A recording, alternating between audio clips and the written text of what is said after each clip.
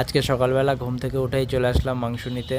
ভাবলাম 1 কেজি মাংস নিয়ে যাই, তারপরে মনে পড়লো পয়সা না দিলে তো মাংস দেবে না, তাই পয়সাটা বের করে রেডি করে নিলাম।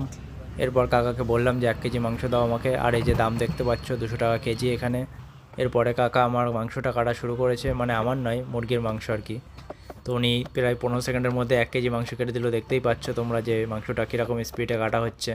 উনি হেভি স্পিডে কাটছে মাংসটা। আমি মাংস নিলে সবসময় এনার কাছ থেকেই নিই, তার কারণ হচ্ছে যে আমাদের যে মাংসের পিসগুলো পছন্দ ইনি সবসময় সেইগুলোই দেয়, সেই কারণে। তো অবশেষে মাংস কাটা হয়ে গেছে, এবার আমি ওনাকে 500 টাকা দিয়ে দিলাম, উনি আমাকে 300 টাকা ফেরত দিয়ে দিল। এবার চলো মাংসটা নিয়ে বাড়ি যাওয়া যাক, বাড়ি গিয়ে এবার রান্না করা হবে। তো মাংস নিয়ে বাড়ি চলে এসেছি, আর মাংস নিয়ে আসার সঙ্গে সঙ্গে এই যে ইনি চলে এসেছে মাংস খাবে বলে। এনাকে বললাম অপেক্ষা করো, দেওয়া হবে। মাংস হওয়ার সঙ্গে সঙ্গেই কেঞ্জো একদম খাওয়ার জন্য রেডি, তাই ভাবলাম ওকে একটু মাংস খাইয়ে দিই আগে। কেঞ্জোকে মাংস খাইয়ে দেওয়ার পরপরই আমার বউ আমার জন্য মাংস রান্না করে নিয়ে চলে আসলো।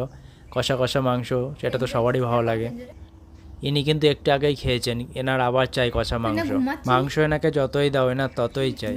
অবশেষে বউয়ের রান্না করা শেষ হলো, কালারটা দারুণ হয়েছে, আর মাংসটা খেতে যা লাগবে দেখেই জিভে জল চলে আসছে। সত্যি বলতে আমার বউ ভালোই রান্না করে, তাই খেয়েও তৃপ্তি আছে। আর মাংসগুলো খুব সুন্দর গলেছে, তো টেস্ট করে দেখি।